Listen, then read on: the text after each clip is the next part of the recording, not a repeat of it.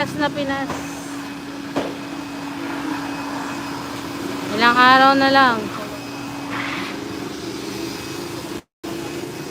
Babatsi na tayo. Uwi na tayo ng Qatar.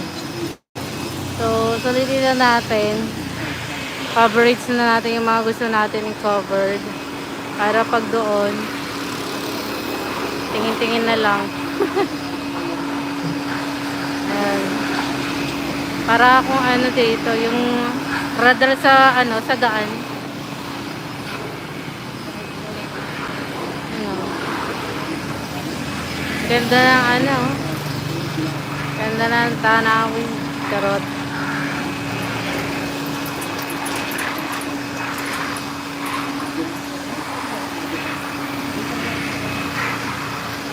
Nakatingin na yung mga ano, mga dumadaan. Siguro nagtatawa sila bakit ano, nagpo-cover ako ng ano, ng video din.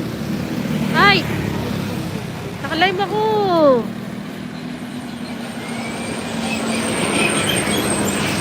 Binangga ako eh.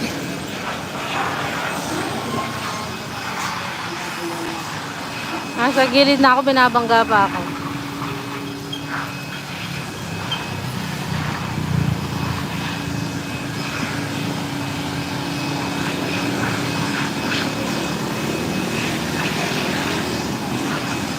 Ang daming motor. Halos kalahati yata ng mga dumadaan, mga motor eh. Motor, tricycle. Grabe.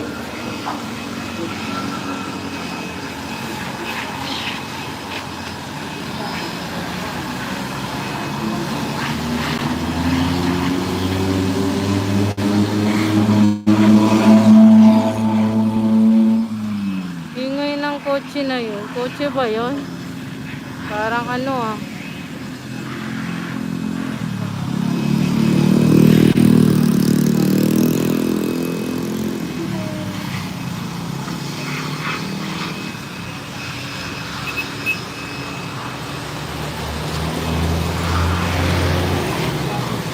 Daming truck. Sisimula na yan. Hanggang mamaya. Diyan na sila. Fairness, nangawit ako. Bito's Auto Shop and Painting. Nagpe-paint din para sila dito. Bito's o Bito? Bito.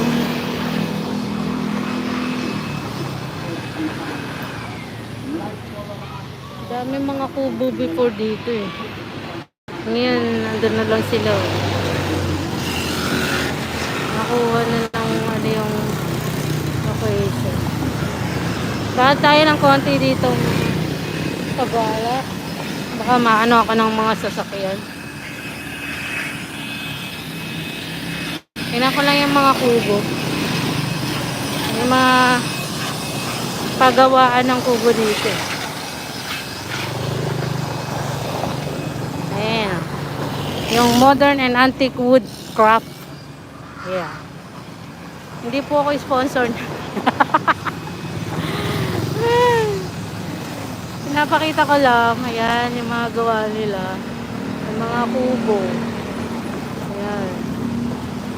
Andun yung mga iba. Marami. Mga iba-ibang kahoy. Takot akong tumawid. Although hindi naman ganong masasakyan. Pero ayokong tumawid. Ayan. At meron na rin ano dito ng Del Pilar. Ng Enoch. Ayan. Ayan. May drugstore din pala rito. Ayan. Dati dito nakalagay sa pwestong yan ng mga kubo. Since na-occupy ng Enoch. Ayan. So, diyan na lang. Kaya hindi natin kita. O siya mga kagala. Nakamagano na rin tayo. Maingay na masyado dito. Hindi nyo na ako maririnig. Babush.